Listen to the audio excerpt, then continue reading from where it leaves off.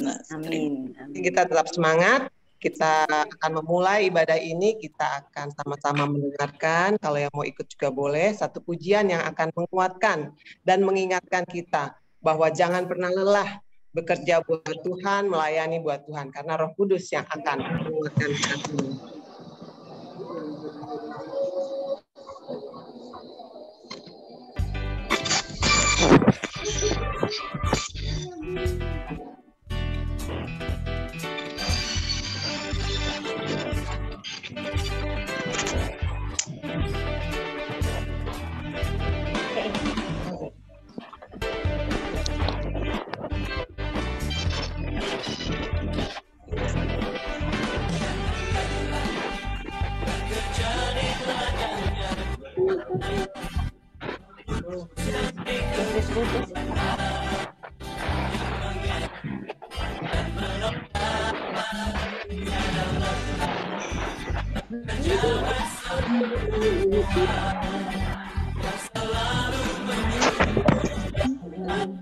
Oh, putus-putus nih.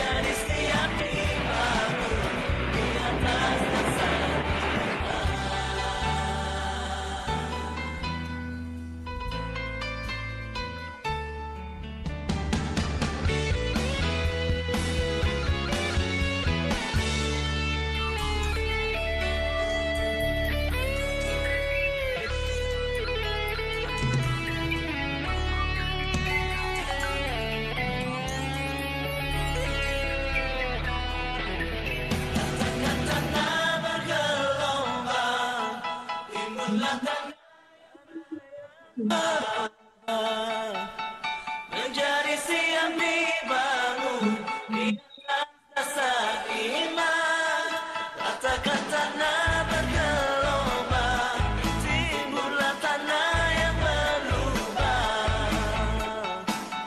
Menjadi siang dibangun di atas dasar iman, katakan tanah bergelombang, yang berlubang. Menjadi siap dibangun di atas dasar iman, ratakan tanah bergelombang, timbullah tanah yang berlubang. Menjadi siap dibangun di atas dasar iman, menjadi siap dibangun, menjadi siap dibangun, siap dibangun, siap dibangun di atas dasar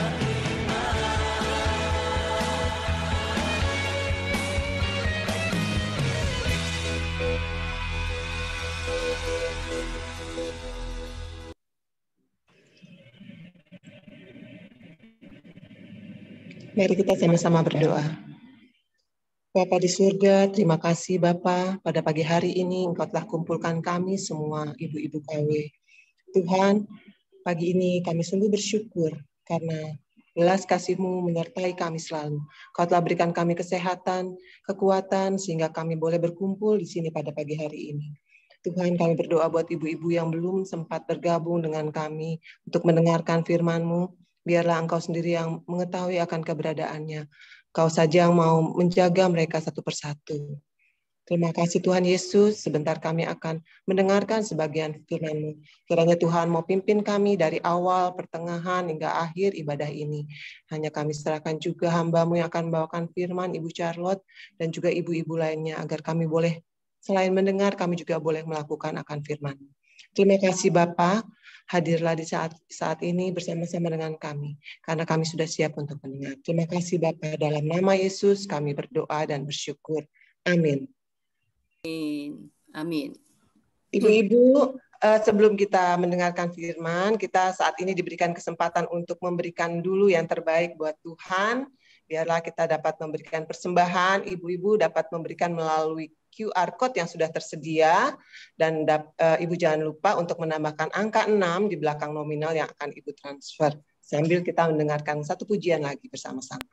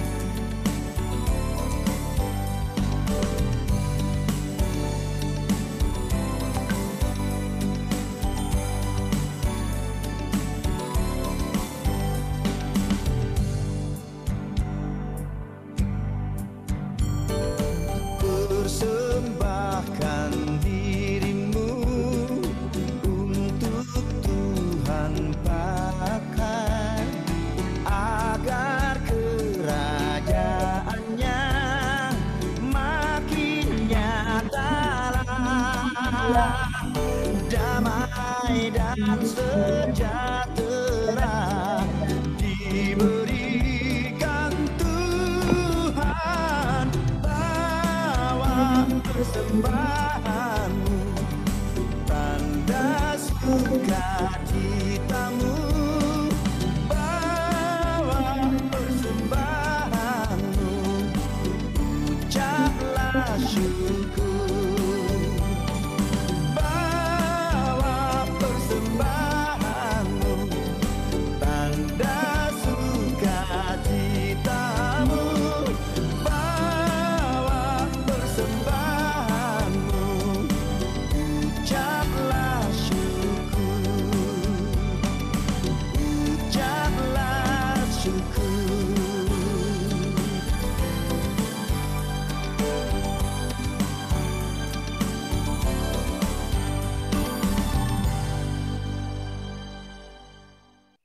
Ibu-ibu, mari kita berdoa. Tuhan, kami bersyukur pada pagi ini Engkau sungguh baik ya Tuhan, mengumpulkan kami semua Tuhan mendengar firman-Mu, bersukacita. Tuhan, kami hari ini kami bersyukur Engkau berikan kami kesempatan kembali untuk memberi persembahan yang asalnya daripada Engkau juga ya Tuhan. Terima kasih ya Tuhan, Kau berkati persembahan ini agar boleh menjadi berkat, agar boleh dipergunakan untuk kemuliaan-Mu ya Tuhan. Terima kasih Tuhan, kami bersyukur pagi ini hanya dalam nama-Mu Yesus Kristus kami berdoa. Amin. Amin. Ibu-ibu, bersyukur hari ini kita boleh dilayani oleh Ibu Charlotte Riyadna. Beliau adalah pendiri dan ketua Yayasan Sekolah Atalia di Serpong, Tangerang. Hampir 30 tahun berkecimpung dalam dunia pendidikan dan dalam 20 tahun terakhir secara khusus terlibat dalam kelas parenting, seminar keluarga, dan ceramah pendidikan, baik di sekolah-sekolah maupun di gereja. Beliau mengenyam pendidikan sebagai sarjana pendidikan di IKIP Jakarta, jurusan Psikologi Pendidikan. Magister Pendidikan di Universitas Negeri Jakarta, program Pendidikan Anak Usia Dini. Magister Manistri di Seminari Alkitab Asia Tenggara Malang. Topik yang akan dibawakan Ibu Charlotte pada hari ini adalah bagaimana memaksimalkan potensi, khususnya bagi kita kaum wanita, yang adalah seorang istri, seorang ibu di tengah-tengah masa pandemi ini.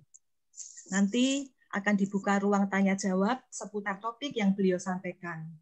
Ibu-ibu bisa menyiapkan pertanyaan dan menuliskannya di ruang chatting. Nah, untuk mempersingkat waktu selanjutnya ini saya serahkan kepada Ibu Charlotte. Silakan, Bu. Ya, selamat pagi Ibu-ibu, senang sekali ya. Saya ingat-ingat setahun yang lalu saya membawakan topik ya waktu itu awal-awal pandemi. Dan kita nggak bisa tatap muka, saya di rekaman. Dan itu terakhir kali saya injek gereja. Kemudian waktu minggu lalu saya pimpin liturgi, saya latihan hari Jumat. Dan itu pertama kali saya injek gereja setelah pandemi. Jadi saya bilang, saya setahun ini saya nggak datang ke gereja ya. Anak-anak dan suami nggak kasih saya juga untuk pimpin liturgi.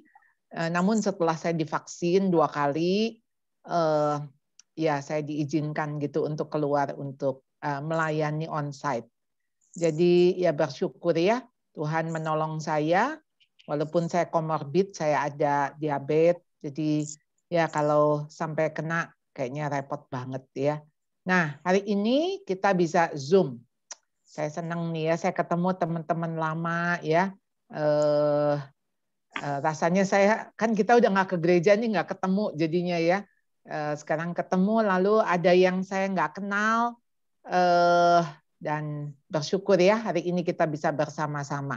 Nah, topik yang dibawakan adalah memaksimalkan potensi.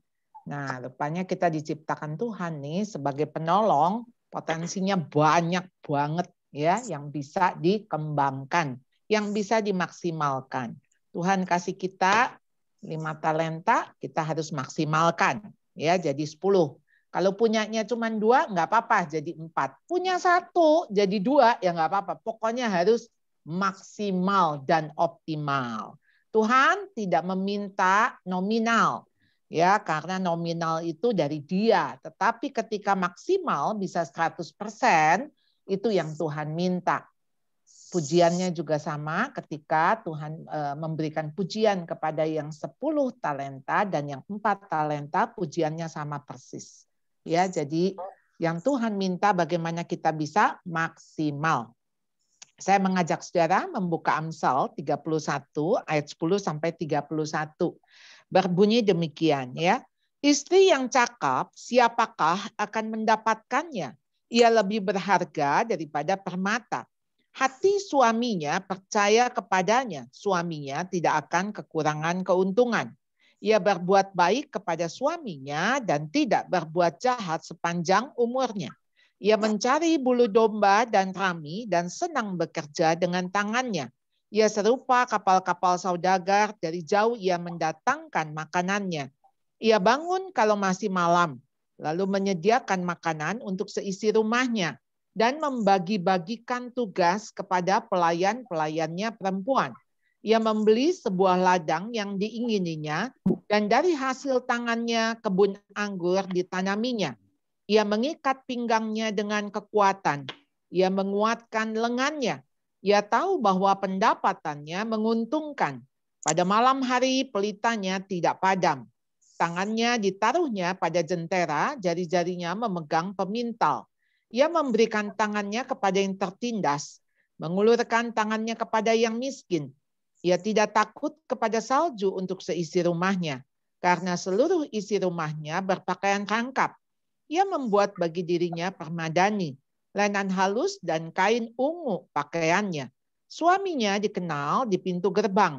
Kalau ia duduk bersama-sama para tua-tua negeri, ia membuat pakaian dari lenan dan menjualnya. Ia menyerahkan ikat pinggang kepada pedagang. Pakaiannya adalah kekuatan dan kemuliaan. Ia tertawa tentang hari depan. Ia membuka mulutnya dengan hikmat. Pengajaran yang lemah lembut ada di lidahnya. Ia mengawasi segala perbuatan rumah tangganya. Makanan kemalasan tidak dimakannya. Anak-anaknya bangun dan menyebutnya berbahagia. Pula suaminya memuji dia. Banyak wanita telah berbuat baik, tetapi kau melebihi mereka semua. Kemolekan adalah bohong, dan kecantikan adalah sia-sia. Tetapi istri yang takut akan Tuhan dipuji-puji. Berilah kepadanya bagian dari hasil tangannya, biarlah perbuatannya memuji dia di pintu-pintu gerbang. Saudara, ini kita tahu gambar Mona Lisa. Katanya yang terkenal karena senyumnya, ya. Jadi saya lagi lihat-lihat senyum, mungkin lebih tepatnya smiling face begitu ya. Kalau tersenyum kok rasanya belum nggak kelihatan giginya gitu ya. Kalau biasa kalau kita di foto, ayo mana giginya gitu ya, untuk kelihatan kita senyum. Ayo ditarik pipinya gitu. Nah ini Mona Lisa katanya setelah menikah ya, punya 2 anak. Suaminya lagi ada di luar negeri, mama mertua baru selesai operasi, lalu pembantunya cuti, ya. Jadi bisa bayangkan sekarang ini Mona Lisa kayak begini, saudara ya. Tentu saja ini cuma gambar. Saudara, kalau kita mau bilang tadi maksimalkan potensi, ini mungkin nggak ya, saudara? Sebetulnya dengan masa pandemi ini kita ini sedang di stretch. Ya, sedang ditarik, ya mau nggak mau, ya sebagai guru, ya kan beberapa dari Anda yang anaknya sekolah dari rumah, berarti Anda berfungsi sebagai guru.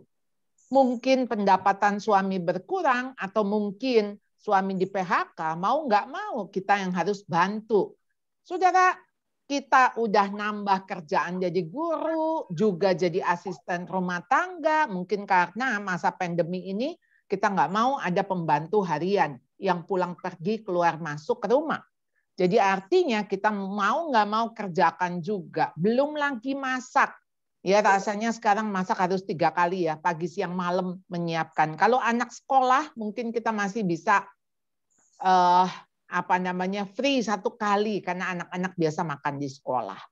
Tapi sekarang pagi, siang, malam, tambah lagi snack pagi, snack sore. Waduh, rasanya betul-betul mungkin kita merasa lelah. Tapi Anda tahu ketika Anda di-maximize, Anda dikembangkan, Anda di stretch, itu sebetulnya Anda bertambah kuat kayak otot ya. Otot itu kalau dipakai, otot itu kalau betul-betul ditarik gitu ya, di stretch. Anda lihat ya, Aderai. Aderai badannya gede karena ototnya, saudara. Nah, rupanya otot-otot hati kita, otot-otot di dalam karakter kita itu sedang dikuatkan ya, di-maximize ya. Nah, perempuan yang bijak mendirikan rumahnya, tetapi yang bodoh meruntuhkannya dengan tangannya sendiri. Amsal 14 ayat pertama. Saudara, perempuan yang bijak mendirikan rumahnya. Pasti bukan dalam konteks rumah secara fisik. Dan juga bukan konteks tangan secara fisik. Ya, cuman kita suka lihat bahwa rumah di situ sebagai home. Jadi yang ada home sweet home, bukan house sweet house. Ya, saya boleh minta tolong mungkin host untuk memute semua karena masih ada yang belum di mute, ya, supaya tidak ada suara-suara. Minta tolong host. Iya, Ibu Ince.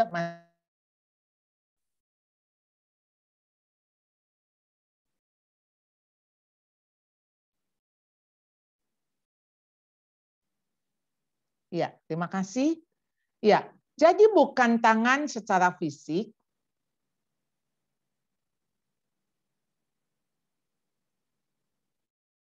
Baik, suara saya sudah didengar ya. Bukan tangan secara fisik dan juga bukan rumah secara fisik. Jadi home sweet home. Apakah rumah itu sweet atau bitter? Ya, sampai aduh nggak pengen pulang rumah deh. Aduh di rumah tuh rasanya sesek.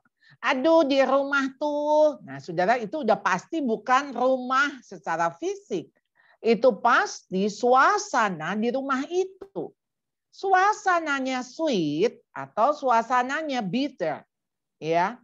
Jadi ketika perempuan yang bijak mendirikan rumah, ya, mendirikan rumah, bagaimana supaya rumah itu rasanya sweet? Nah, itulah tugas, fungsi, peran sebagai perempuan, sebagai ibu, sebagai istri. Saudara, jadi kita itu punya peranan yang penting. Anda kalau bilang gini, aduh kalau begitu mah kita capek banget ya Bu ya.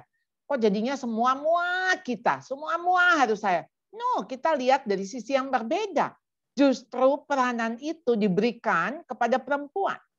Saudara, perempuan dikenal mungkin lebih artistik, ya, lebih rapi, lebih bisa menata, lebih bisa mengatur. Ini secara umum begitu ya. Karena ya memang perempuan kan mungkin lebih memperhatikan penampilan. Kalau suami mungkin cuek, pria itu biasa ya udahlah, berantakan juga nggak apa-apa begitu. Tapi perempuan dikasih sentuhan secara inner life-nya, ini secara umum ya, kan mendandani begitu. Nah, itu biasa perempuan. Jadi ketika perempuan punya peran penting untuk mendirikan rumahnya bagaimana menjadi sweet, tapi juga dengan tangannya sendiri bisa meruntuhkan. Saudara, ini tentu bukan tangan secara fisik. Kita sering mendengar orang gini, keputusan di tangannya gitu ya. Keputusan di tangannya sendiri. Ya pasti bukan tangan fisik. Yang artinya itu kita punya keputusan. Kita mau mendirikan rumah atau kita mau meruntuhkan. Jadi kita mau bijak atau mau bodoh. Saudara ingat ya perumpamaan tentang 5 perempuan yang bijaksana dan 5 perempuan yang bodoh. Apa yang dimaksud dengan bodoh? Bodoh ini bukan stupid. Ya, bodoh ini bukan bodoh secara kognitif. Tapi bodoh di sini adalah keras kepala. Jadi foolishness. Amsal banyak sekali bicara soal bodoh yang kalau kita lihat terjemahannya bukan stupid, tapi foolishness, kebodohan. Jadi bodoh yang foolish, bodoh yang sebetulnya seperti kayak keras kepala, seperti sok tahu. Nah itu bodoh, ya, sok pinter. Nah orang tuh kalau sok pinter ya bodoh sebetulnya. Tetapi bukan stupid, saudara. Jadi sebetulnya ketika kita merasa sok tahu, kita merasa benar, kita merasa pinter, nah disitulah itulah yang namanya kebodohan. Dan itu bisa meruntuhkan rumah tangga kita. Jadi saudara, ini istri yang cakap. Kalau ngelihat Amsal 31 ini kayaknya too good to be true ya. Kayaknya aduh apa benar ada perempuan kayak gini gitu ya. Tapi saudara, saya percaya ada saudara ya. Walaupun tentu ada nggak kelemahan? Ada. Tapi ketika kita melihat dia sanggup melakukan itu, kita melihat ada kunci di ayat 30, kemolekan adalah bohong, kecantikan adalah sia-sia, tetapi istri yang takut akan Tuhan dipuji-puji. Dipuji sama siapa? Pasti dipuji sama Tuhan. Ya, jadi kita nggak usah cari pujian manusia. Mungkin manusia, dia mah sok kepo aja, dia mah luarnya aja yang begitu. Kita nggak usah dengerin apa kata orang. Ya, yang paling penting apa kata Tuhan. Jadi istri yang cakep di sini ini bukan cakep, ya. Jadi bukan soal cantik secara luar, ya, karena sudah dikatakan kemolekan adalah bohong, kecantikan adalah sia-sia. Jadi cantik itu mah bonus ya. Jadi kalau Anda cantik ya, Anda dikaruniai Tuhan wajah yang aduh bagaikan bintang film, itu mah istilahnya saya tuh itu termasuk talenta yang harus dipakai. Ya, jadi nggak boleh itu digunakan untuk hal-hal yang tidak baik. Ya, kita memperdayakan orang misalnya dengan kecantikan kita. Nah, itu nggak boleh.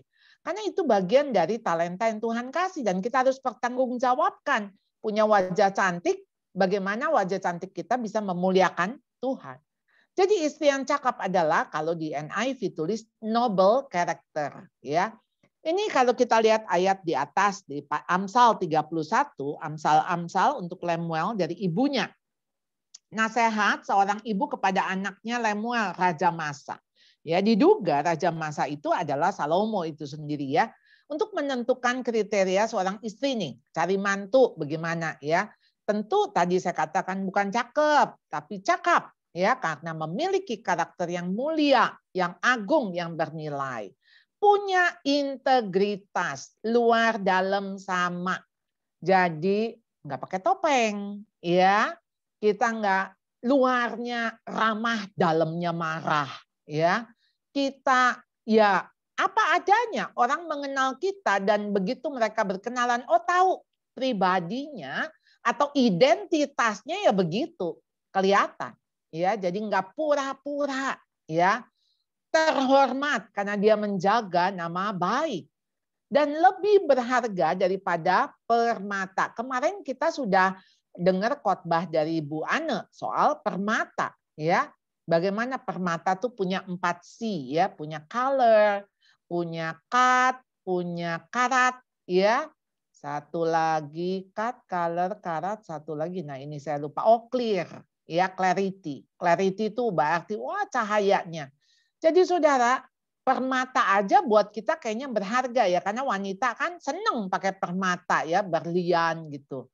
Nah saudara, tapi bagi Tuhan dan apalagi maksudnya suami mengatakan kalau dia dapat istri yang begini, dia lebih berharga daripada permata. Permata aja susah dicari, mahal harganya. Berarti istri yang punya karakter yang agung, yang mulia, itu melampaui daripada benda-benda apapun, ya, dan susah atau jarang ditemukan. Jadi saudara, apa perannya daripada istri? Potensinya apa? Saudara, saya ingin ketika Anda melihat bahwa Anda sebagai pendamping yang dipercaya, itu potensi yang harus dikembangkan, dimaksimalkan. Hati suaminya percaya kepadanya, ayat yang ke-11, saudara ya. Mendapat kepercayaan penuh dari suami. Dan suaminya tidak kekurangan keuntungan. Saudara, kenapa begitu bicara soal ayat 10, istri yang cakap, siapa yang mendapatkannya, ia lebih berharga dari suaminya. Apa nih yang menurut Amsal 31 ini kok bisa lebih berharga daripada harta? Nah, karena hati suaminya percaya kepadanya dan suaminya tidak kekurangan keuntungan. Artinya, saudara, kalau di ayat 18, ia tahu bahwa pendapatannya menguntungkan. Pada malam hari pelitanya tidak padam. Wah, saudara, ini istri yang dia tahu bagaimana mengelola keuangan dengan baik, dan bagaimana dia juga bisa cari uang, yang artinya mungkin di dalam konteks menolong keluarga, menolong suami. Karena kalau tidak sedang menolong, Anda jangan lakukan, ya. Itu ambisi Anda, ya. Jadi ketika kita bekerja, saudara, di luar rumah, Anda harus tahu bahwa yang di dalam rumah itu udah beres. Peran kita sebagai istri itu nomor 1. Setelah itu peran kita sebagai ibu. Setelah itu peran kita yang lain-lain. Di dalam pelayanan, di dalam pekerjaan. Karena Tuhan memanggil kita pertama kali ketika Tuhan kasih peran. Yaitu sebagai suami dan istri. Ya, tentu ketika di sini ada ibu-ibu yang tidak, yang suaminya sudah tidak ada lagi atau yang tidak menikah, artinya peran itu tidak Anda pegang lagi. Dan Anda sudah dibebaskan ketika misalnya suami sudah dipanggil Tuhan pulang, artinya kita sudah dibebaskan dari tugas sebagai istri. Jadi ketika kita pertama kali Tuhan panggil tentu di dalam keluarga, kita sebagai anak karena kita punya orang tua. Tapi setelah itu kita menikah, kita jadi istri. Setelah kita jadi istri, kita dikaruniai anak. Maka kita bertambah lagi jadi mama. Setelah anak kita besar menikah, kita bertambah peran kita jadi mertua. Setelah kita jadi mertua, kita mungkin Tuhan kasih cucu, maka kita jadi oma.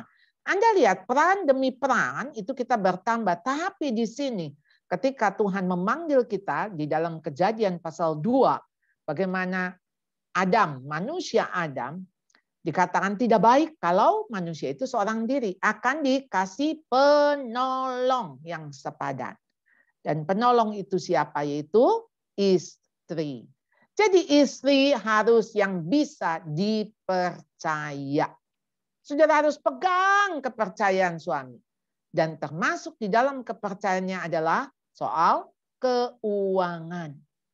Saudara, saya harus prihatin, saudara, ya, karena saya sendiri mendengar dari anak-anak saya ketika anak saya sudah berkeluarga, dia punya teman-teman dan sebagainya, di mana teman-temannya ini punya sistem begitu ya, bahwa uang istri, ya uang istri, uang suami.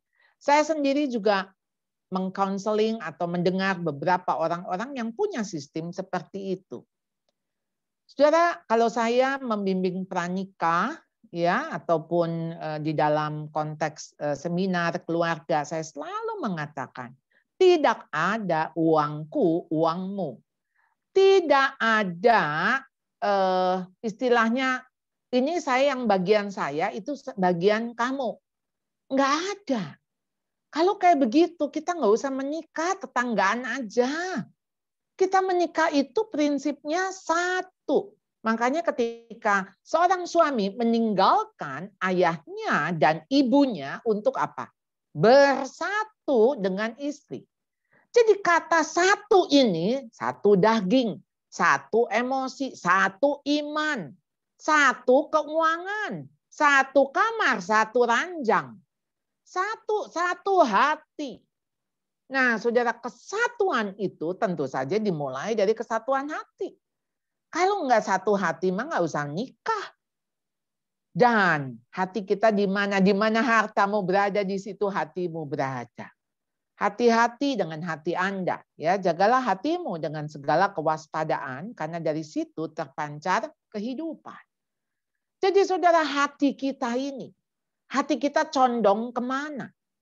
Jadi kalau kita berpikirnya begini, ya ini ya jangan sampai ketahuan suami saya ya, ini saya pakai uang, saya mau ngasih mama saya. Betul, motif Anda baik. Ya soalnya suami saya bilang udah kasih aja 500.000. Lah, ini kan kalau mamahnya dia kan nggak terlalu butuh ya. Mama mertua saya tuh kaya, misalnya begitu ya. Kalau mama saya kan itu susah. Ya kalau mama mertua saya dikasih 500.000, ya mama saya dikasih 1 juta lah. Misalnya suami bilang enggak, samain aja. Saudara-saudara mesti tunduk sama suami. Atau saudara bilang, ya sudahlah, aku sekarang sisihkan. Ya, nanti aku bilang aja uang sekolah anak naik, cabai naik, beras naik, minyak naik, semua udah naik.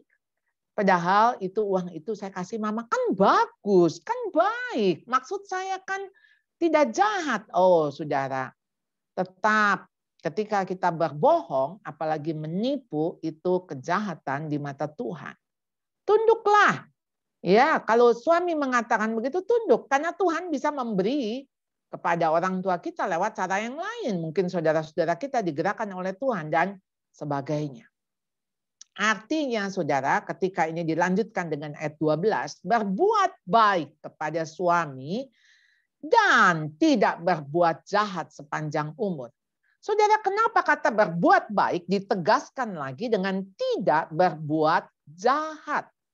Saudara, apa itu kebaikan? Ya, oh kita baik kalau ada maunya. Maaf, itu bukan baik. Ya, kalau ada maunya baik, enggak, saudara. Ya, dan tidak berbuat jahat. Banyak istri mengatakan begini kepada saya, Bu, saya ini ya enggak selingkuh. Saya ini mau di rumah. Saya enggak kerja di luar. Saya ngurus rumah tangga. Saya ngurus anak. Saya sediain, Bu, makanannya. Saya begini. Saudara, saudara pikir saudara sudah berbuat baik. Ya. Tapi ketika saudara katakan begini, ya saya marahlah ketika dia selingkuh, ketika dia ini. Ya udah, saya enggak mau melayani dia lagi. Saya nggak mau disentuh dia lagi. Saudara, kalau firman Tuhan mengatakan, balaslah atau lawanlah kejahatan dengan kebaikan. Ya, kalau orang baik, kita baik, itu mah normal dan orang bukan percaya Tuhan juga berbuat begitu. Yang bukan anak Tuhan juga begitu. Kalau orang baik, orang berbuat baik, kita baik.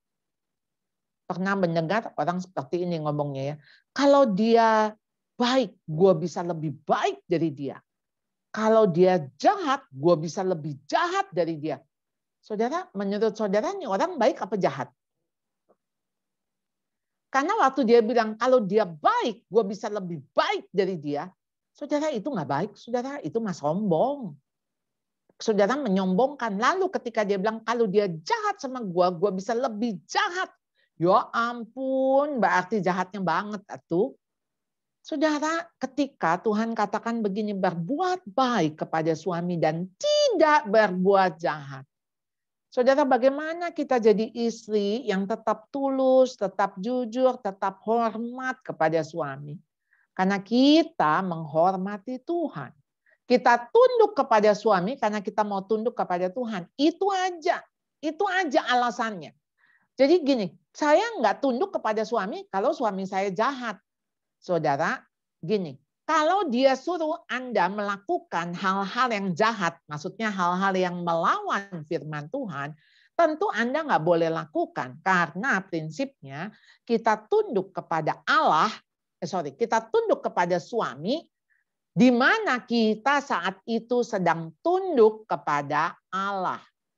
Jadi ini tunduk kepada Allah dan tunduk kepada suami itu harus linier. Jadi Anda nggak boleh sedang tunduk kepada suami sementara Anda tidak sedang tunduk kepada Tuhan. Misalnya suami bilang, coba kamu mencuri ya di supermarket, coba kamu melacur, ya itu Anda nggak boleh lakukan itu dan Anda bilang saya nggak bisa melakukan itu karena itu melawan kehendak Tuhan, melawan firman Tuhan. Tapi kalau suami bilang ambilin saya teh, siapin saya makanan. Dia nggak menyuruh Anda berbuat dosa.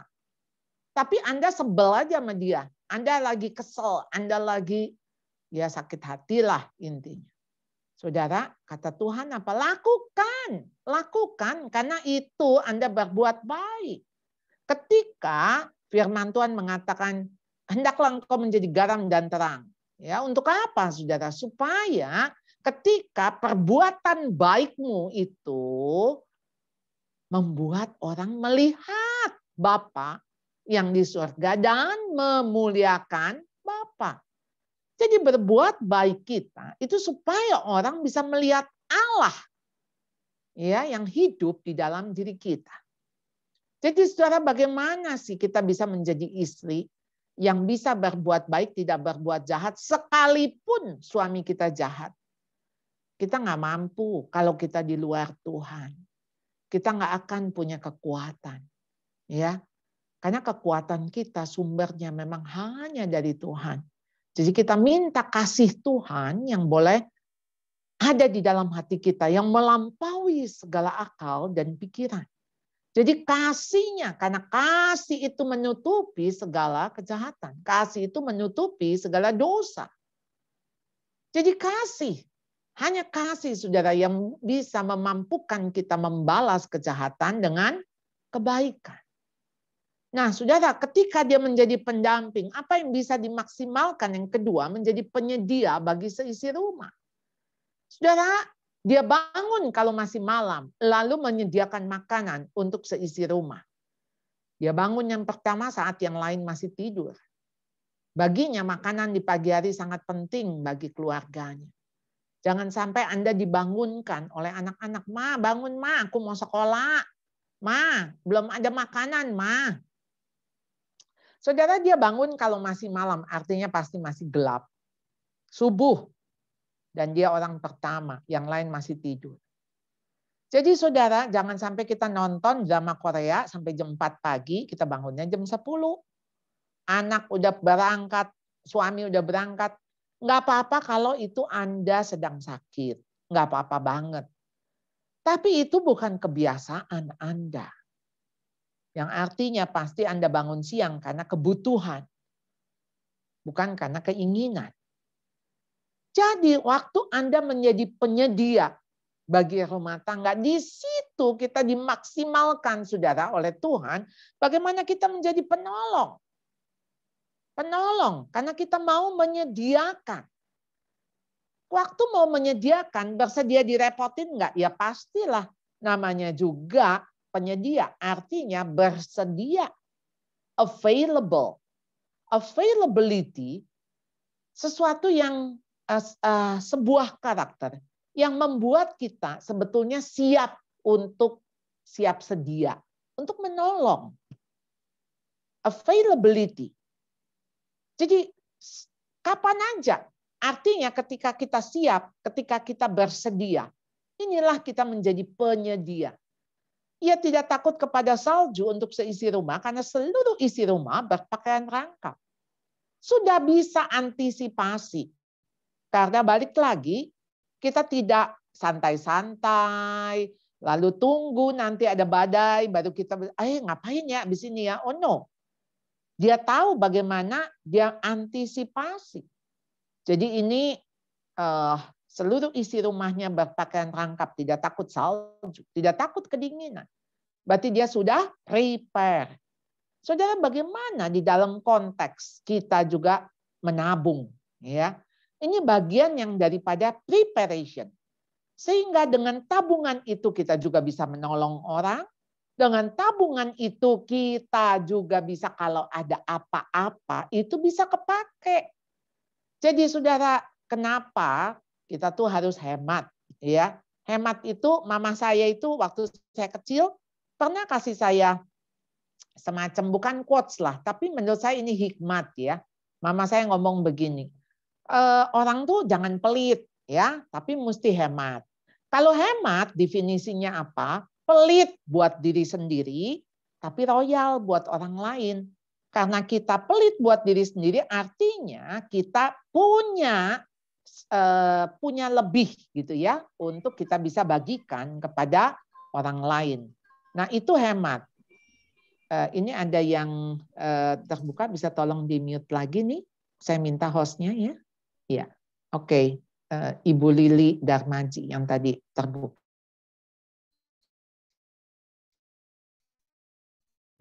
Iya, terima kasih. Nah, jadi ketika kita bicara soal hemat tadi, ya pelit buat diri sendiri, tapi royal buat orang lain. Kalau definisi pelit, royal buat diri sendiri, pelit buat orang lain. Ya kalau udah royal buat diri sendiri, apa yang bisa kita bagi untuk orang lain? Lalu kalau kikir itu pelit buat diri sendiri, pelit buat orang lain. Makanya ketika orang kikir, itu nggak masuk kerajaan surga. Kenapa? Karena dia nggak bisa melihat itu anugerah Tuhan. Dia nggak memakai anugerah Tuhan. Jadi ketika orang kikir, saya juga kaget. Oh, ini orang yang kikir, ya belum lagi ditambah yang penjinah dan sebagainya gitu. Tapi kok kikir tuh sampai serius ya di mata Tuhan? Oh iya, karena dia tidak menghargai anugerah Tuhan, dia menyia-nyiakan anugerah Tuhan, makanya dia kikir. Ada nggak sih orang kikir? Ada. Saudara, di Amerika ditemukan seorang ibu, ya ketika dia meninggal, jadi ditemukan harta itu di bawah kolong ranjangnya banyak sekali, saya nggak tahu nilainya berapa ratus ribu dolar, karena kan di Amerika kalau nggak kerja kan dia dapat santunan. Jadi dia simpan itu di bawah kolong ranjang. Lalu begitu miskinnya dia tiap hari hanya makan bubur, lalu kemudian ketika jendelanya sudah lubang-lubang, dia hanya tutupin pakai koran. Dan si ibu ini meninggal karena kedinginan, karena makannya nggak bergizi. Padahal di bawah ranjangnya begitu banyak sekali hartanya. Itu sampai waktu dievakuasi, si ibu ini ditemukan begitu banyak sekali hartanya. Karena kalau dia pakai, dia mungkin jadi seolah-olah orang jadi lihat, loh kok dia ternyata punya uang ya, oh ternyata ini. Jadi dia sengaja memiskinkan dirinya untuk supaya dapat belas kasihan orang. Ini kasihan sekali orang ini. Dia memanipulasi orang, tapi dia menggunakan dirinya yang dia bikin susah, dan ini memang bodoh sekali. Lalu bagaimana dengan orang boros? Nah, boros itu royal ke diri, royal ke orang lain.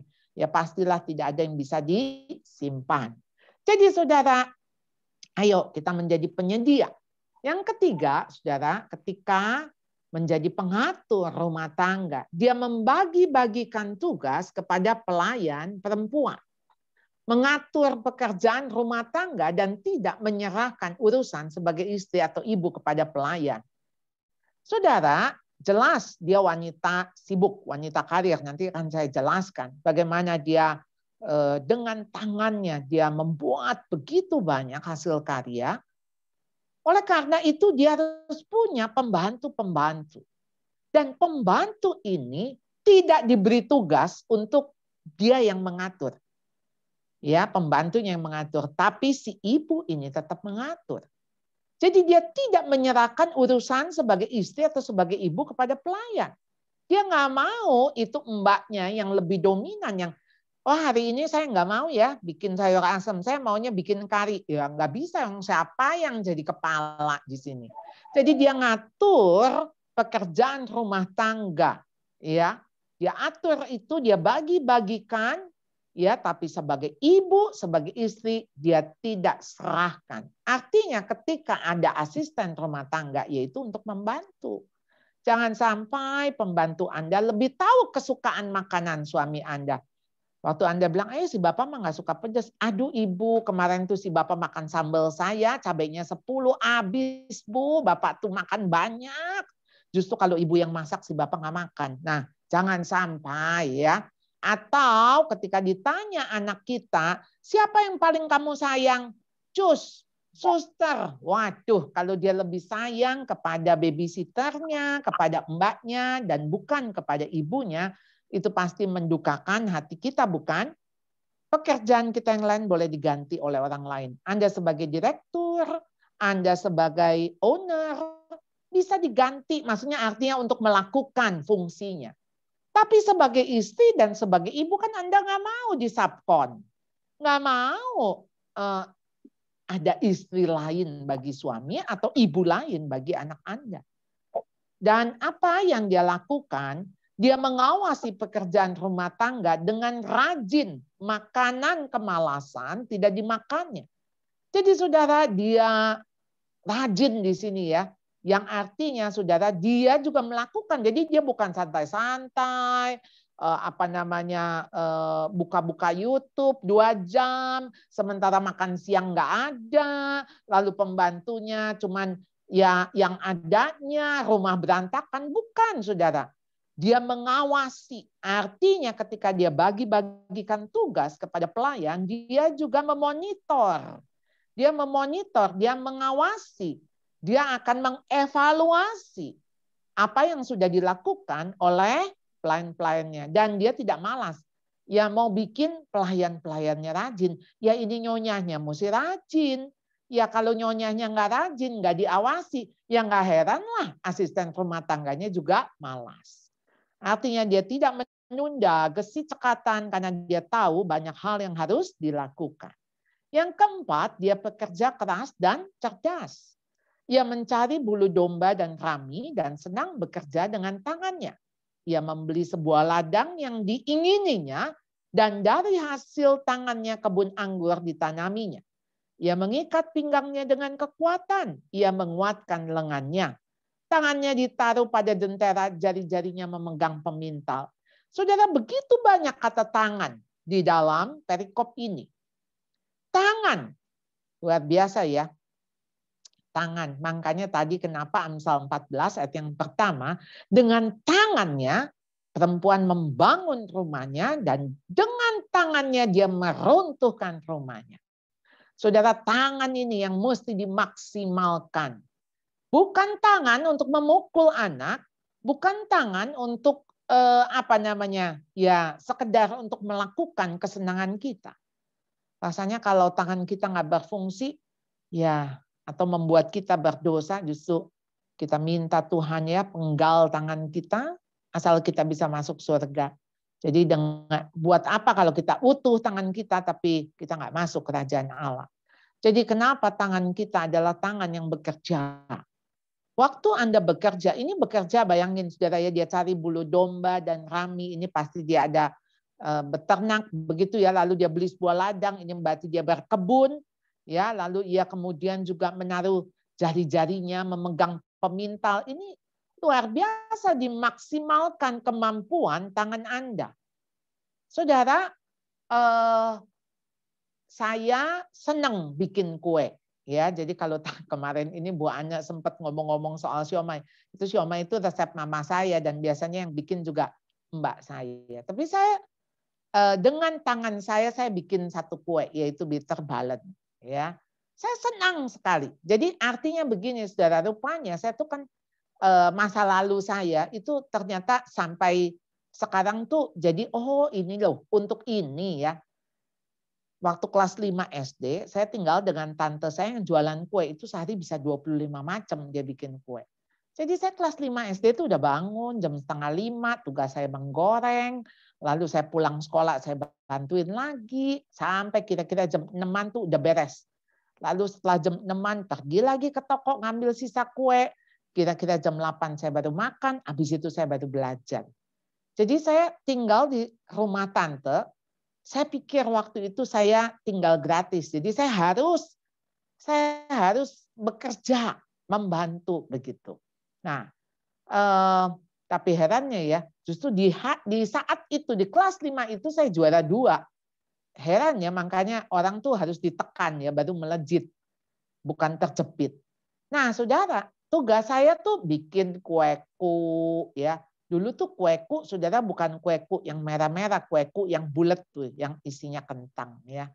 Lalu bikin kue mangkok. Saya tuh kalau ngulenin kue mangkok ya, namanya anak-anak ya, ngulenin kue mangkok, kemudian saya kan cuma lihat setengah jam. Tapi kalau si tante nggak lihat, saya tuh suka diem aja tangan saya kayak istirahat lah gitu. Nah nanti udah setengah jam saya bilang gini, tante, ini udah nih gitu. Tante saya tuh hanya dengan telunjuknya dia pencet adonan itu. Lalu dia bilang gini, belum. Jadi saya mesti ngulenin lagi. Saya tuh pikir gini, waduh itu telunjuknya ada radar apa ya? Sehingga kok bisa menentukan. Nah sekarang saudara, beberapa saat saya suka bikin roti, donat. Saya nggak pakai ukuran, tapi biasanya tangan saya itu juga yang bisa menentukan kali setidaknya. Ya, jadi tangan ini saudara, jadi apa yang diraba, apa yang dirasakan itu berguna. Oh iya, dan sekarang tuh jadi hobi. Saudara harus punya hobi, saudara, karena kita tua tuh hidupnya dengan hobi. Kita nggak boleh hobi itu membangun ya, saudara ya. Kalau Anda hobinya nonton dan nonton itu membuat Anda nggak tidur sampai jam 4 pagi, Anda nonton drama Korea sampai serial 100 episode lebih. Maaf, itu bukan hobi, itu kecanduan ya. Jadi hobi itu harus membangun. Ya, kalau kecanduan jelas itu mengikat dan Anda sedang terikat terjerat. Jadi saudara, dia juga membuat bagi dirinya permadani, lainan halus dan kain ungu pakaiannya. Dia bisa mendandani dirinya. Ya, dia tahu ketika dia membuat pakaian dari lenan, dia jual, dia menyerahkan ikat pinggang kepada pedagang, tapi dia juga tahu dia nggak kerja mati-matian, ngoyo, sampai nggak bisa ngurus diri. Sampai dirinya sakit-sakitan gitu. Wah, jangan saudara. Saudara mau bekerja, bekerjalah, tapi jangan lupa diri saudara. Ya, saudara harus layani juga, layani quote unquote ya. Kita itu bukan cinta diri, tapi kita harus mengasihi diri. Cinta diri itu egois. Mengasihi diri karena kita dikasihi Tuhan. Jadi mari kita pakai baju yang layak, kita menggunakan barang yang ada, kita bisa menikmati ya. Nah, saudara, bagaimana dia juga pemberi teladan bagi anak. Ia memberikan tangannya kepada yang tertindas, mengulurkan tangannya kepada yang miskin. Pakaiannya adalah kekuatan dan kemuliaan. Ia tertawa tentang hari depan. Ia membuka mulutnya dengan hikmat. Pengajaran yang lemah lembut ada di lidahnya. Kualitas agung dalam dirinya terletak dalam tutur katanya yang bijaksana dan membangun. Jadi saudara, ini wanita itu sangat biasa dikaitkan dengan mulut ya, dengan lidah, dengan kata-kata. Karena kita dikaruniai memang lebih banyak bisa berkata-kata ketimbang pria. Tapi kata-kata kita sering kita juga jatuh, saudara. Karena ya kata-kata bisa menghidupkan, bisa juga mematikan. Kata-kata bisa membangun, tapi juga bisa menjatuhkan. Kata-kata kita bisa kotor, tapi kata-kata kita juga bisa memberikan hikmat. Jadi dari mana hikmat? Jelas hikmat itu dari Tuhan. Melalui apa? Melalui segala pengalaman kita, melalui apa yang kita baca, firman Tuhan itu memberikan kita hikmat. Dan pengajaran yang lemah lembut itu ada di lidahnya. Saudara, lemah lembut di sini bukan lemah gemulai, apalagi lemah lunglai. Lemah lembut itu digambarkan seperti kuda. Kuda itu bisa ditaklukkan dengan tali kekang. Jadi lidah kita yang kecil itu harus bisa ditaklukkan. Nah, dilembutkan gitu ya. Dilembutkan, ditaklukkan. Jadi ketika lemah lembut itu justru ada kekuatan. Kan Tuhan Yesus bilang, belajarlah daripadaku sebab aku rendah hati dan aku lemah lembut dan rendah hati. Jadi lemah lembut itu bukan, diapain aja nerimo. Bukan. Ya, saudara, di dalamnya ada kekuatan, tetapi justru kekuatan yang dikuasai oleh pengendalian diri. Dikuasai oleh kasih. Itulah kelembutan. Saudara, kenapa dia bisa begitu? Karena saudara lihat ayat 25. Pakaiannya adalah kekuatan dan kemuliaan. Ia tertawa tentang hari depan. Positif, optimis. Jadi makanya dia bisa tertawa. Ini bukan mentertawakan, saudara ya. Dia bisa optimis. Kan orang tuh suka gini, aduh gimana ya besok ya, aduh gimana ya nanti ya, aduh bagaimana. Aduh saudara, ya bagaimana nanti? Ya nanti aja bagaimana, begitu kan. Jadi ayolah saudara, kita tidak, tentu hari depan mesti direncanakan. Tapi kita jangan khawatirkan. Masalahnya besok kita masih ada juga belum tahu. Ya, apalagi COVID begini, saudara. Ya, begitu kena COVID, aduh kita nggak tahu deh. Ini betul-betul sesuatu yang misteri, ya, misterinya Allah. Karena apa? Karena pakaian kita adalah kekuatan dan kemuliaan. Jadi wanita ini kan ya lebih fashion ya daripada pria. Jadi pakaian kita tuh apa? Ya. Jadi ini kalau tadi yang di ayat 20 itu teladan kita bagi anak-anak kepada orang miskin. Saudara, if honor be your clothing, the suit will last lifetime. But if clothing be your honor, it will soon be worn threadbare. Saudara jangan pakai pakaian yang kain ini. Karena kain ini saudara bisa lusuh, bisa robek, bisa hancur.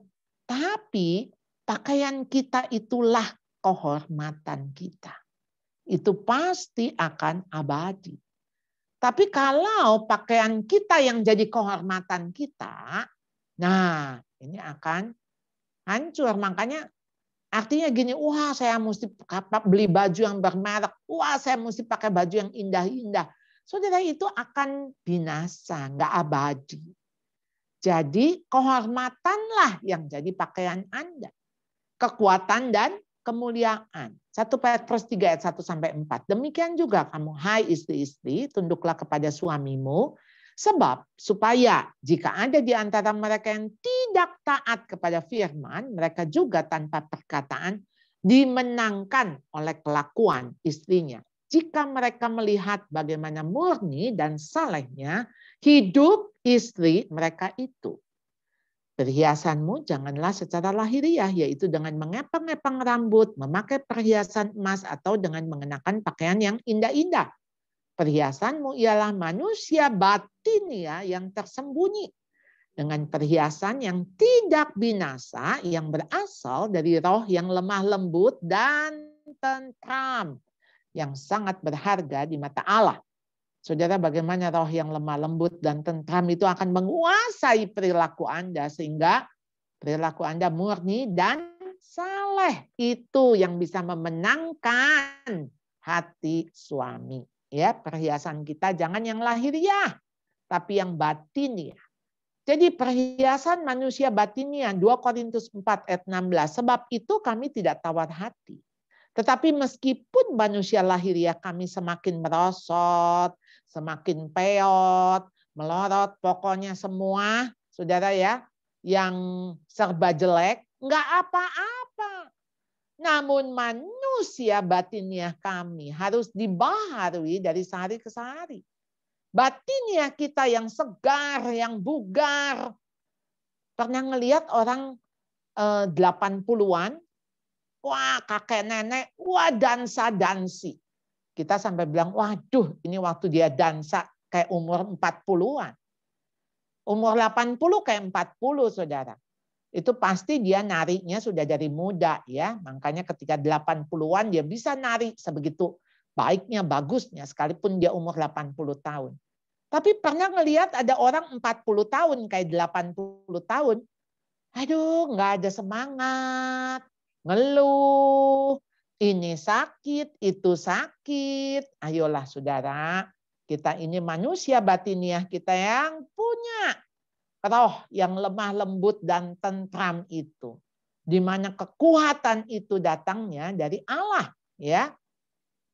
Alexander Nisbet mengatakan mereka yang menghabiskan banyak waktu, usaha, kekayaan untuk mengatur dan menghiasi tubuh mereka, biasanya mengabaikan jiwa mereka.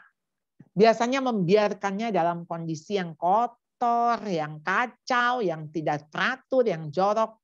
Kenapa? Karena mereka nggak punya waktu untuk jiwa mereka tenang, untuk saat teduh, untuk bisa merenungkan firman Tuhan, bercakap-cakap dengan Tuhan. Nggak ada waktu, karena waktunya atau usahanya atau uangnya itu dipakai untuk gimana caranya ya, ini supaya pipi saya ditarik, supaya di facelift ya, ditarik, nanti gimana ya supaya mata saya ini bisa tambah besar, gimana ya supaya dagu saya, supaya apa. Sibuk mendandani, mengatur, menghiasi tubuh. Ya pasti nggak ada waktu untuk mendandani manusia batiniahnya. Ya, saudara, apa sih yang kita bikin bahagia? Kalau anak-anak kita bahagia kan? Dan anak-anaknya bangun dan menyebutnya berbahagia. Ketika anak-anak menyebut berbahagia, pasti dia sedang bahagia, bukan? Dan dia nggak mungkin mengatakan, ih mama bahagia tuh. Aku nggak bahagia tahu. Aduh, itu mah, maaf ya, itu sindiran, bukan pujian.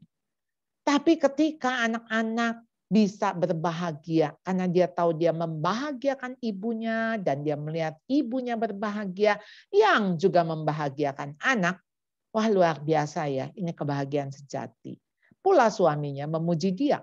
Banyak wanita telah berbuat baik tetapi kau melebihi mereka semua. Saudara, ketika kita ini yang bikin kita bahagia kan anak bahagia, suami memuji kita ya.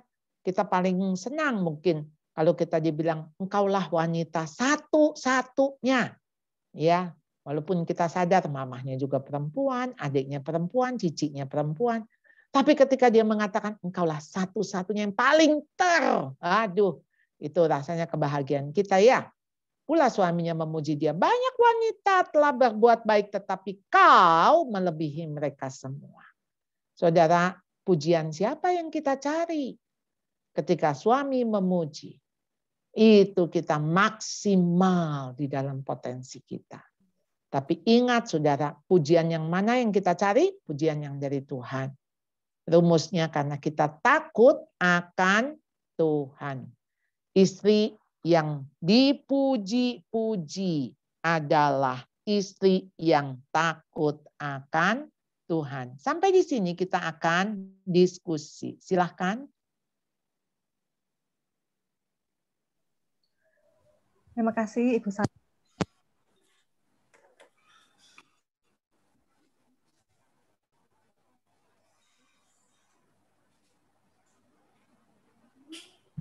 Nggak ada suaranya Bu Christine. Nggak ada suara. Nggak ada Christine suara. suaranya nggak ada. Ya. Nggak dengar. Halo, dengar? Iya. Oh, Ya, udah. ya. Sekarang dengar. Nah, baik, kita segera memasuki sesi diskusi atau tanya jawab kita.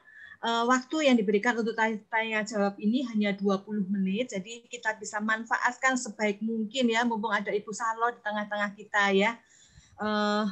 Bisa ibu-ibu bisa menuliskan di ruang chatting. Ini belum ada, tapi juga boleh juga kalau dilontarkan langsung, secara langsung silahkan juga ya.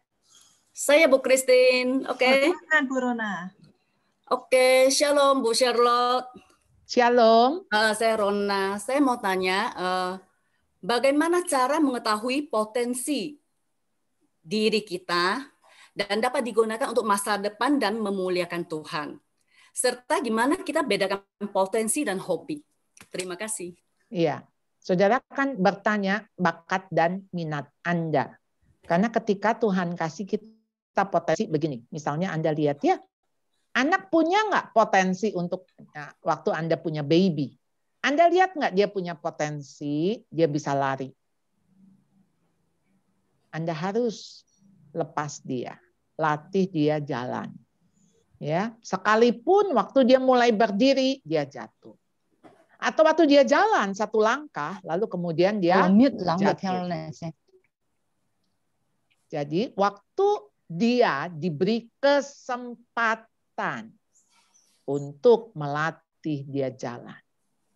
Waktu dia jalan, dia jatuh, dia harus bangun lagi. Artinya beri kesempatan untuk gagal. Lalu ketika dia sampai jalan satu langkah, dua langkah, tiga langkah, sampai akhirnya dia lari. Jadi kalau anak itu digendong terus, bisa nggak? Ya nggak bisa jalan, apalagi lari. Lalu bagaimana tahu potensi Anda? Tuhan itu pasti kasih kita yang namanya talenta, entah itu 1, entah itu 2, entah itu 5. Semua pengalaman kita itu potensi. Waktu saya ikut tante saya bikin kue, itu potensi. Potensi. Jadi seluruh pengalaman mau pahit, mau buruk, itu potensi. Masalahnya kita mau pakai nggak potensi itu? Mau dilatih nggak potensi itu? Sekarang begini, ini saya yakin semua ibu-ibu bisa masak ya. Minimal nasi goreng lah gitu ya. Saya nggak bisa, ini harus saya akui gitu ya. Jadi saya senangnya bikin kue. Nah, bisa tolong di mute. Ini siapa yang jadi host?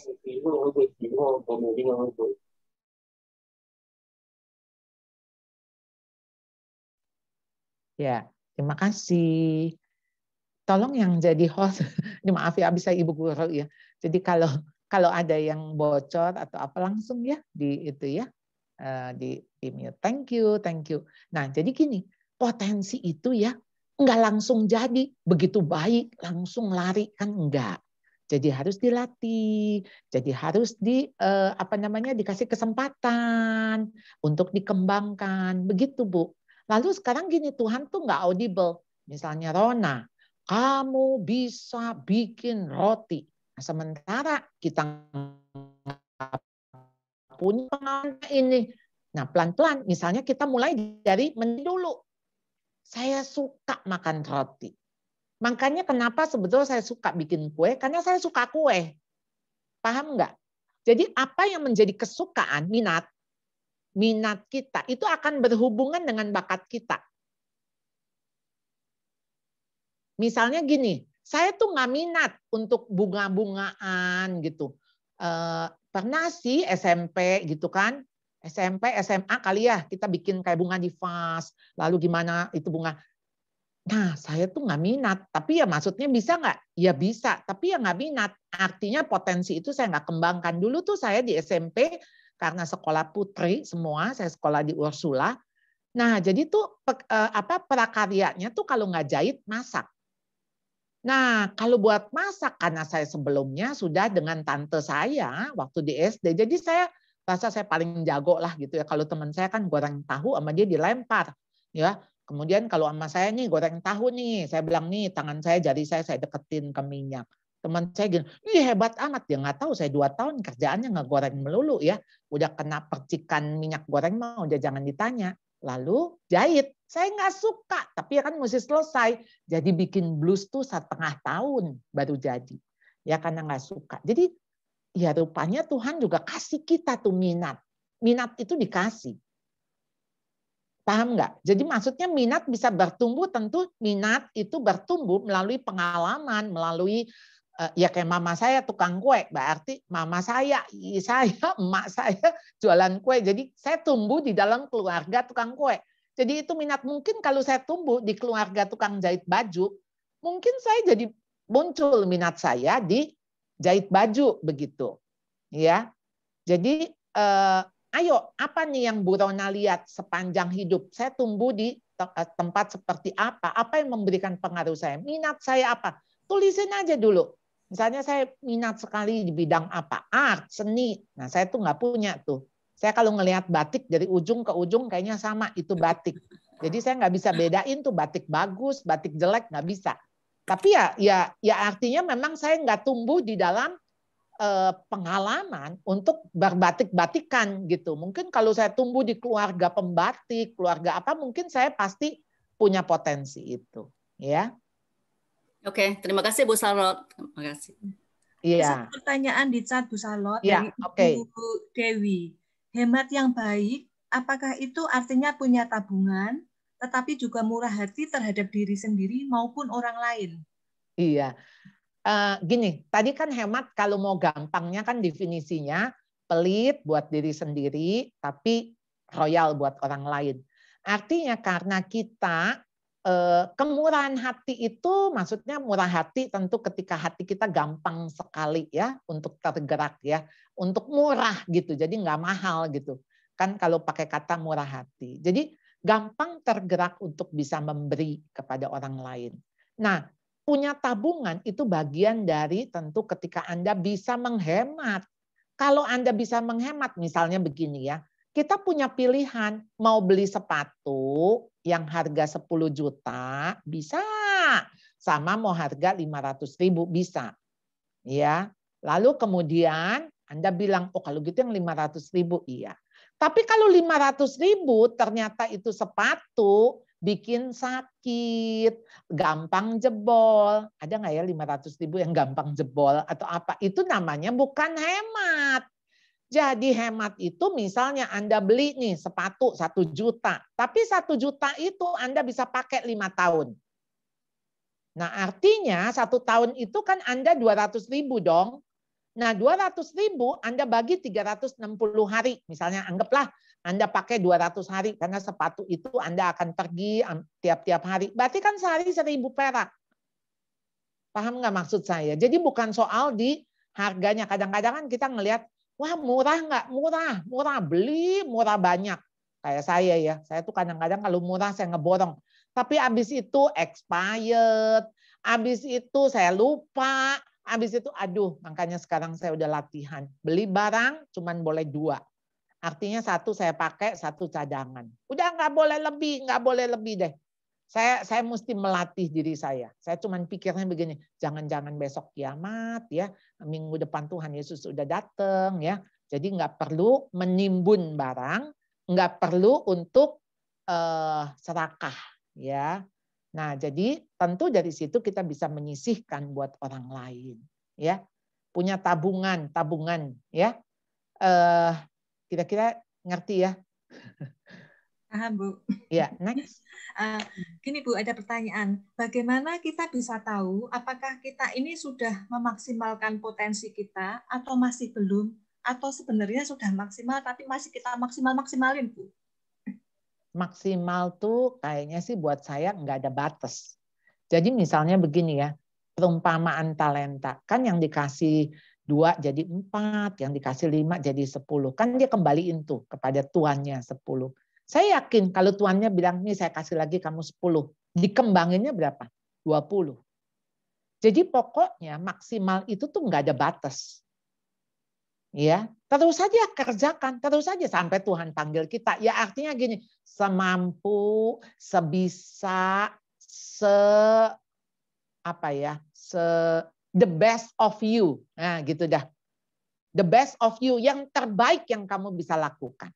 Jadi kalau saya bilang sama anak murid, misal, Bu, ini udah maksimalnya saya. Oke, berapa maksimal kamu? Oh, ini 6, Bu. Tapi 6 ini saya udah belajar mati-matian, saya udah begadang, saya udah ngafal 20 kali. Saya udah oke.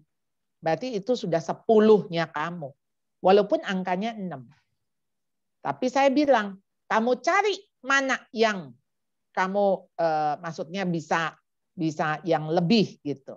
Nah, dia bilang olahraga, oke, kalau gitu olahraganya mesti 9, saya bilang. Ya, kamu matematika boleh 6, tapi olahraga 9. Nah, itu yang biasanya saya tantang. Karena Tuhan itu biasanya kasih kita talenta.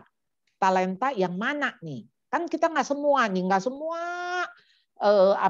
bisa seperti ini. Misalnya, saya punya potensi mengajar, dan saya suka mengajar. Acun ya, Bu.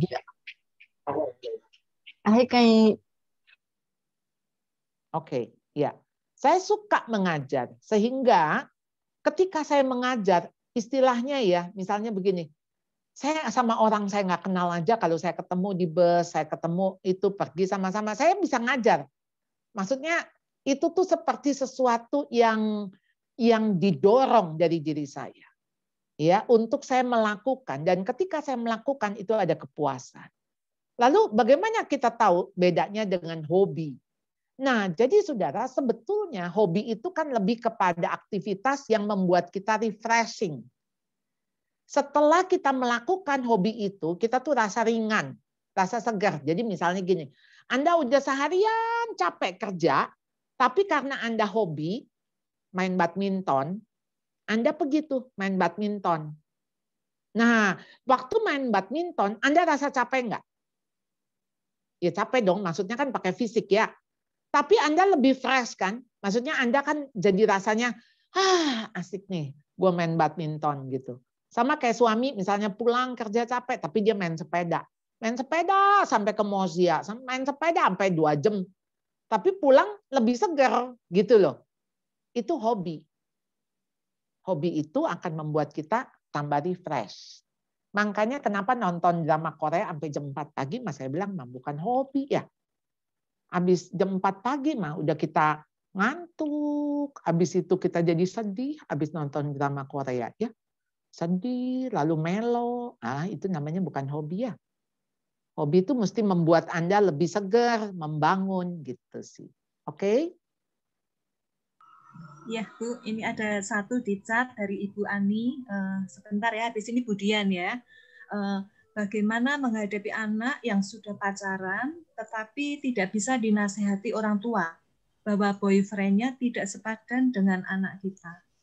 Iya, sebetulnya ini topik agak di luar dari topik kita, tapi saya tetap jawab. Singkatnya begini, kalau sekarang Anda musuhin itu boyfriend, Anda marah-marahin anak Anda, tuh mama nggak suka ya kamu sama dia tuh nggak sepadan sama kamu ya. Aduh saudara, apakah enggak tuh anak jadi lebih kasihan sama boyfriend-nya? Lalu dia curhat sama boyfriend-nya, tahu nggak gue diomelin sama nyokap gue, sama bokap gue. Nyokap gue benci banget sama lo dibilang nggak sepadan, bla bla bla bla bla bla. Lalu kemudian si boyfriend-nya ngomong gini, aduh kasihan ya kamu menderita karena aku, kamu susah karena aku. Apa dia nggak ngeliat tuh boyfriend-nya jadi kayak lebih apa tuh, lebih malaikat gitu dari kita jadinya kan, ya. Nah, tantangannya gini aja. Anda harus lebih baik daripada si boyfriend. Supaya hatinya beralih ke Anda. Anak tuh bakal nurut kalau dia percaya kok sama kita. Dia percaya sama kita bahwa kita sayang sama dia. Sekarang masalahnya dia percaya nggak dia sayang? Maksud dia percaya nggak kalau dia disayang sama kita? Karena apa? Ketika dia sama si boyfriend itu kan menurut dia, menurut si anak, gue lebih bahagia dengan boyfriend yang begini. Sebetulnya biasa saya ngomong sama anak-anak begini ya, sama murid-murid saya bilang, kalian tahu nggak papa kalian itu ya, orang tua kalian, cinta kalian tuh mulai dari baby. Dari baby, waktu kalian pup di celana, ya ngompol, itu mama bersihin, papa gendong, kena muntahan kamu, bla bla bla, gitu ya. Artinya si anak udah disayang dari kecil. Kamu merasakan nggak? Ini kalau si cowok baru sayang kamu berapa tahun? Nah, biasa saya bilang gini, kalau rumah kebakaran, kamu ada di dalam rumah itu. Ada papa kamu, ada si boyfriend. Kira-kira yang bakal masuk nyelamatin siapa? Ya pasti yang karena cintanya udah lebih lama. Cintanya sudah dibuktikan. Kalau pacar mah kan belum dibuktikan ya cintanya ya. Baru janji doang juga nanti waktu nikah kan. Ya, nah di dalam pernikahan sebetulnya janji itu dibuktikan. Nah, perbaiki dulu hubungan Anda dengan anak perempuan Anda itu. Ya, jadi jangan masuk dengan nasihat. Masuk dengan nasihat, dia lagi pikir mama nggak suka sama boyfriend saya, mama nggak mau saya bahagia, mama egois, mama wah itu pikiran dia yang macam-macam begitu. Jadi relasi Anda diperbaiki dulu. Ya, next Dian ya. Ya, selamat siang Bu Charlotte. Iya Dian. Ini ada beberapa pertanyaan, maaf agak panjang jadinya. Nggak apa-apa. Begini Ibu, terkait dengan pembagian tugas dalam hal ini seperti keuangan. Jadi ada di dalam suatu keluarga yang tadi dimaksud Bu Charlotte adalah satu tabungan, semua keperluan dipakai bersama-sama. Tetapi ada juga yang melakukan pembagian tugasnya di split begitu.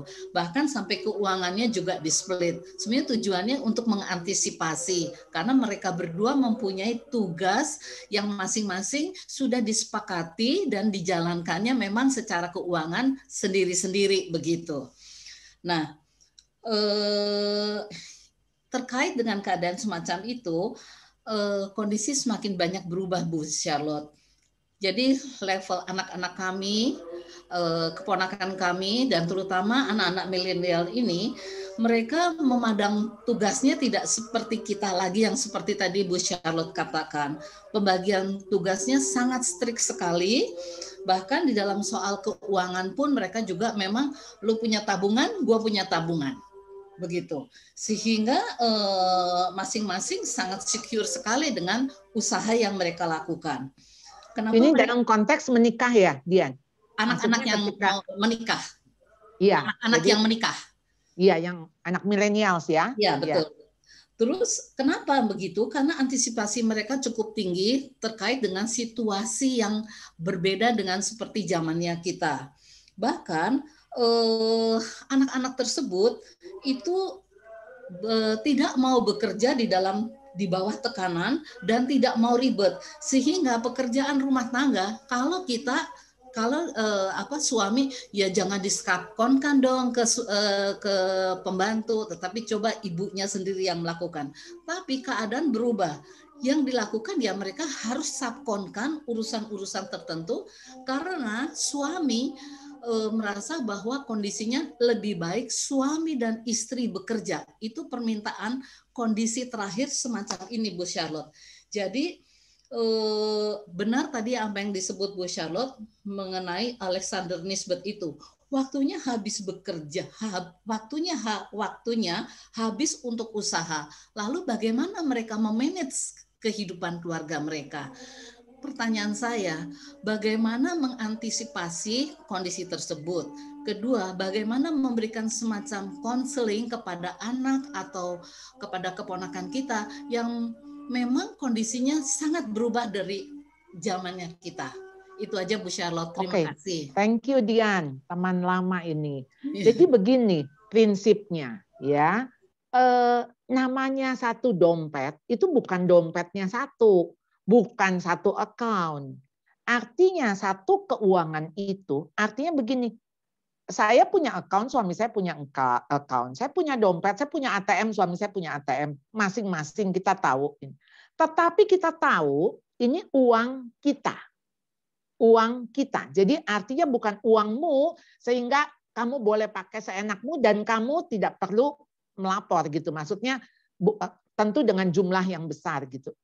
Dengan konteks di kepala kita itu uang kita. Saya nggak akan berani misalnya pakai sesuatu yang itu untuk saya dan kemudian ketika ditanya misalnya suami misalnya, kok mami beli sepatu mahal banget misalnya katakan 10 juta. Ya ini duit gua mau beli 10 juta kayak 20 juta ini duit gua. Nah itu nggak boleh. Ya, walaupun yang kerja saya, misalnya saya kerja, saya yang punya uang. Maksudnya saya yang menghasilkan. Saya tetap harus menganggap ini uang kita. Uang kita itu konsepnya sih. Jadi uang kita.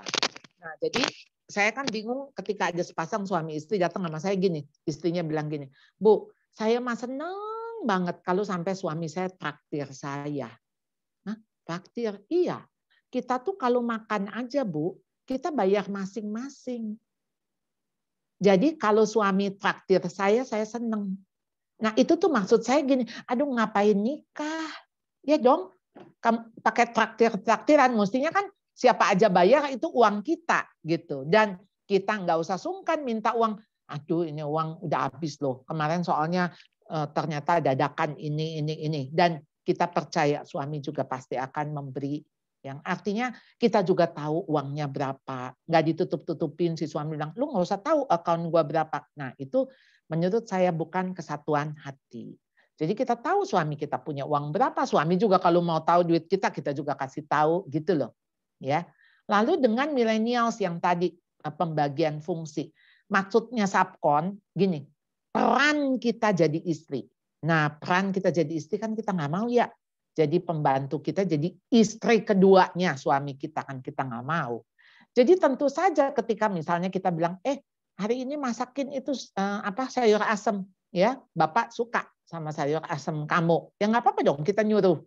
Artinya dalam konteks si pembantu, si asisten rumah tangga, si babysitter itu konteksnya membantu kita. Jadi bukan menggantikan fungsi sebagai ibu dan sebagai istri. Kira-kira gitu sih Dian. Nah ini memang buat millennials yang kepengennya kerja dua-dua. Ya, saya selalu katakan kembali lagi kepada panggilan yang pertama dan utama. Kenapa kalian berkeluarga? Jadi keluarga itu penting sekali karena firman Tuhan yang udah kasih panggilan. Adam dan Hawa diciptakan begitu panggilan pertama perannya sebagai apa? Adam sebagai suami, Hawa sebagai istri. Itu aja yang pertama. Nah, lalu Tuhan kan kasih tugas tuh ke Adam. Ya, engkau mengusahakan taman ini. Nah, bagaimana ketika Adam dikasih kepercayaan Tuhan untuk mengelola taman, mengusahakan taman ini. Nah, itu dalam konteks panggilan di dalam pekerjaan kita. Tapi ketika Tuhan ciptakan laki-laki dan perempuan untuk bersatu menjadi keluarga, itu harus panggilan pertama, utama, dan panggilan lain akan mengikuti. Akan mengikuti. Jadi sementara kalau misalnya begini ya, suami kita lagi di PHK, jadi kita mesti kerja ya. Maksudnya kita jual-jualan sambal kayak, jualan apa, bisa reseller, bisa apa. Tetap konteksnya sedang menjadi penolong. Jadi bukan lagi begini, lu ya enak sekarang nganggur, sekarang gue yang kerja, ini cari duit nih gue ya. Jadi lu nggak usah kutak-atik hidup gue mau apa ya. Nah bukan begitu. Dia tetap jadi istri yang tunduk. Misalnya punya suami invalid, punya suami stroke, punya suami tidak bekerja, tetap dia jadi kepala. Kita nggak pernah menggantikan posisi dia jadi kepala. Karena kepala istri adalah suami. Suami kepala istri. Kepala suami siapa? Kristus. Kristus adalah kepala dari laki-laki. 1 Korintus 11. Jadi ya kita tahulah kepala kita semua kan Tuhan ya sebagai kepala dari keluarga kita. Kira-kira begitu Bu. Ya. Ya, baik Bu Charlotte, terima kasih. Ya, sama-sama. Ya, ada raise hand dari Ibu Yati. Apakah Ibu Yati maksudnya mau bertanya? Oh enggak. Baik, kalau tidak waktu kita sudah habis, sudah 20 menit. Mungkin sebagai penutup bahasan topik ini saya berikan kesempatan kepada Ibu Charlotte untuk memberikan kalimat penutup bagi kita semua. Silakan, Bu. Waktu kita diciptakan Tuhan sebagai penolong, itu pasti Tuhan kasih kita kekuatan, kasih kita kemampuan untuk menolong. Karena nggak mungkin kita disuruh jadi penolong, lalu kita nggak dikasih modal. Ya, jadi modal dari Tuhan itu ada. Dan dia juga kasih kita bekal untuk kita bisa melakukan peran yang sesuai yang Tuhan mau. Jadi saudara nggak usah ragu, nggak usah takut, nggak usah merasa diri nggak punya apa-apa, nggak merasa diri nggak mampu apa-apa. Ya, iblis tuh biasanya juga suka condemn kita gitu ya, maksudnya menuduh kita, kamu mana bisa sih, kamu kan lemah, kamu nggak ini. Please, jangan dengarkan. Kita balik lagi ke firman Tuhan. Itu Tuhan ngomong apa sama kita. Kita itu punya fungsi masing-masing. Kalau kita di dalam tubuh, yang jadi tangan, yang jadi mata, yang jadi telinga, yang jadi alis, semua tetap ada fungsinya. Nah, dikasih talenta 1, ya kerjain 1, dikasih talenta 5, kerjain 5. Nggak usah ngiri sama yang banyak. Kita bersyukur aja kalau dikasih 1, kan berarti dituntutnya juga nggak banyak ya. Jadi yang dikasih banyak dituntut banyak, yang dikasih sedikit ya dituntut sedikit. Pokoknya yang penting seberapa yang Tuhan berikan potensi itu dipakai, ya, dikembangkan, digunakan. Karena itu yang akan Tuhan minta ketika kita bertemu muka dengan muka. Jadi dia akan bertanya, mana? Saya udah kasih kamu potensi, mana yang kamu kerjakan. Jadi peran kita tadi sebagai pendamping, sebagai penyedia, sebagai pengatur, sebagai pekerja, sebagai kita juga memberi teladan. Nah, itu semua potensi yang harus kita kembangkan. Ya, terima kasih ibu-ibu. Ya, terima kasih Ibu Charlotte untuk pelayanan di Komisi Wanita GKY BSD hari ini. Kiranya Tuhan yang memberkati pelayanan Ibu selanjutnya dan Ibu makin menjadi berkat bagi banyak orang lagi. Nah, Ibu-ibu, sebelum lanjut kita akan foto bersama dulu. Saya persilahkan host kali ya untuk foto ya. Setelah itu, waktu selanjutnya saya serahkan kepada Sembu Winda. Ya, Bu Christine, kita akan berfoto bersama teman-teman.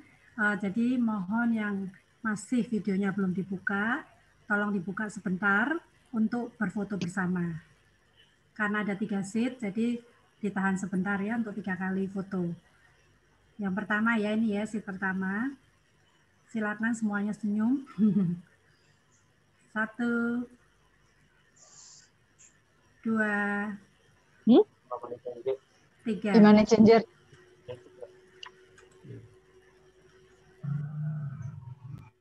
Yang kedua ya. Tunggu ya. Yang kedua, 1, 2, 3. sekali lagi yang ketiga ya.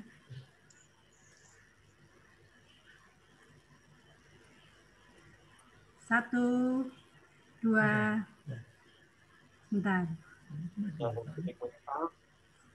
Satu, dua, tiga. Ya, sudah, Cik Christine. Terima kasih, Bu. Ya, terima kasih Bu Linda. Sama-sama. Ya, selamat siang teman-teman. Terima kasih Bu Charlotte. Selamat siang semuanya. Dan tips-tips ya untuk kita ya bukan cuma dengar tetapi dilakukan ya Ibu-ibu ya. Kami juga mengucap terima kasih ya pengurus yang mewakili pengurus CGL untuk teman-teman yang hari ini sudah bergabung bersama ya, ada di antaranya juga bukan dari KW BSD saja tapi ada yang dari Pamulang juga Alam Sutra, lalu kemudian ada yang dari Bali saya lihat di situ ya. Jadi terima kasih Bu Charlotte sudah memberkati kita semua. Pengumuman yang kedua adalah kita Zoominar kali ini direkam, jadi nanti diupload di YouTube, bisa dilihat buat teman-teman yang mungkin hari ini nggak bisa hadir di dalam Zoom ini, masih bisa mengikutinya lewat YouTube. Lalu kemudian teman-teman yang berikutnya, minggu depan kita tetap akan ada Zoom, tetapi PA ya. Saya berharap teman-teman bisa membaca dulu PA yang ada ya. Bu Linda lagi share screen di sini. PA-nya itu di bab yang ke-5 ya, silahkan teman-teman persiapkan diri dulu ya supaya nanti kita waktu di diskusi, di ruang diskusi kita bisa melakukannya dengan sangat efektif ya teman-teman ya. Ini Zoom untuk semua kelompok ya teman-teman, jadi kita bergabung di dalam satu grup besar ya tadi. Ya, teman-teman itu saja pengumuman dari saya, dan yang berikutnya nanti setelah ini silakan teman-teman CGL dan pengurus boleh tinggal dulu sama-sama berdoa. Sekali lagi saya mengucapkan terima kasih untuk kehadiran teman-teman dan secara khusus untuk Bu Charlotte juga yang sudah menjadi berkat buat kita. Mari kita sama-sama berdoa dan kita akan mengakhiri Zoom kita hari ini. Kita akan masuk di dalam doa. Bapa di dalam surga, kami mengucap syukur karena hari ini Tuhan, Engkau sudah memberkati kami dengan firman Tuhan, dengan tips-tips praktis di mana kami bisa mengerti Tuhan sebagai seorang ibu, sebagai seorang istri. Kami mau berdoa Tuhan, kiranya semua itu Tuhan pakai untuk kami bisa maksimal di dalam menjalani tugas-tugas dan tanggung jawab kami. Terima kasih Tuhan untuk Bu Charlotte yang sudah menjadi berkat buat kami, dan juga terima kasih untuk kehadiran teman-teman yang hari ini bersama-sama. Kami mau berdoa biarlah tangan anugerah Tuhan akan terus memimpin dan menyertai kami sepanjang minggu yang akan kami lewati. Di dalam pertolongan dan pimpinan Tuhan, kami menyerahkan hidup kami.